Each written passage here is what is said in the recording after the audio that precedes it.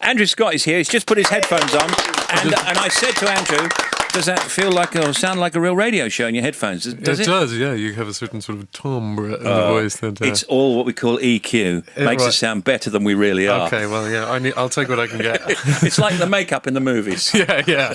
Well, I'm in full makeup as well. Your listeners, it's maybe a little OTT, but you're listening. Andrew Scott here, an actor who's best known for his role as Sherlock Holmes' nemesis Jim Moriarty in BBC One's hugely successful 21st reversioning of Sir Arthur Conan. I hate that phrase. I hate that. Sir Arthur Conan Doyle's famous detective.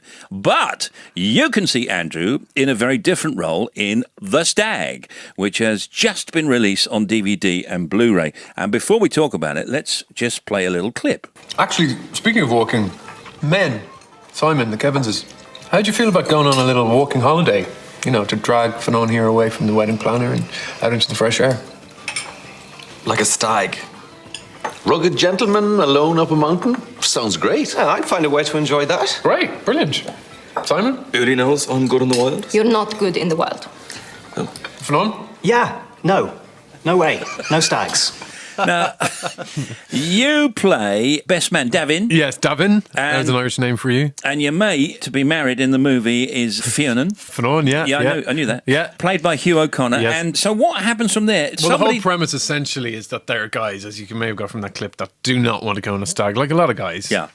So they get to decide to go on this sort of mild kind of walking holiday and drink red wine and be sort of quite erudite and all that stuff. And then it's infiltrated by his brother-in-law, who's like a stag maniac. He's called the Machine. It's called the Machine. He's called the Machine. yeah, and hilarity ensues. It's going to end in disaster, isn't it? Yeah, it's going to end in disaster. But yeah, it's kind of like the anti-stag. Actually, it's very witty and quite warm-hearted, really. And we made it for very little money, actually, in Ireland. And Ireland looks great. Where did you film it? We've filmed it in Wicklow, just outside Dublin. It's sort of a modern Irish film, and it's not about, the famine or any of the darker side of Ireland. It's a real modern Irish film. And it does contain some mild nudity in a comedic sense. Yes, in a comedic sense. Including your bottom. From the start. Okay, easy tiger. Easy tiger. Now, did you not that funny. Did you film it? Did you film it in the winter or the summer? We filmed it in the depths of an Irish winter. Oh, no. Yeah, and we got totally naked on the first day. It was horrendous, I'm not going to lie to you. That would take a day or two to get your feeling back, wouldn't it? Yeah.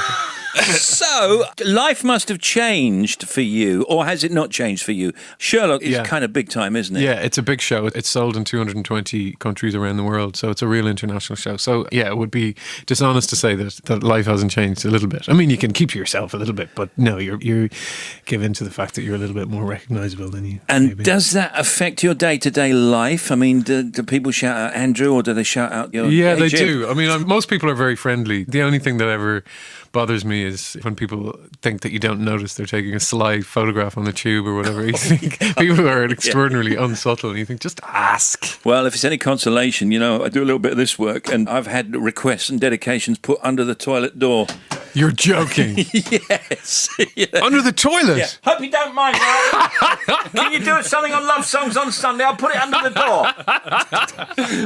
Give me a chance. Give us a chance here.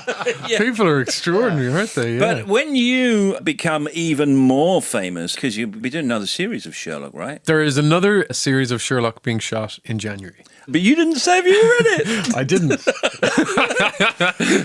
Okay. Is that all you can say, really? I can say a lot of words, but they're the ones I've chosen to say. Okay, well, we'll take that. Very carefully chosen. We respect that. Let's go back to the movie. Your character, he's the best man. Yeah.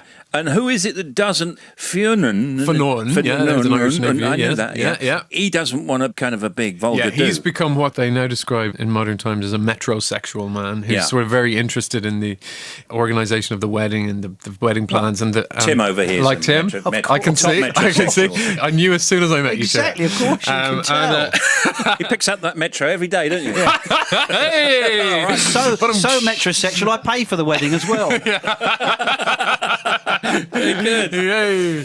So his bride-to-be sort of asks me, his best man, to just organise something that's a little bit more manly and stuff. Now, I understand that you're going to be in this thing called Pride, alongside great friend Bill Nye and Bill, Dominic yeah. West. Great cast, by the way. Yeah, it's an extraordinary cast. Yeah, Bill Nye, Dominic West, Imelda Staunton and Paddy Considine. It's a real, what I think could possibly be be the best British film of the year. It's a real feel-good film about a group of gay and lesbian people who helped out the miners in 1984 and the alliance During the strike, yeah. during the strike, and it's a real feel-good film. So that's good. And a trick question at the end. When might you be coming back in Sherlock? You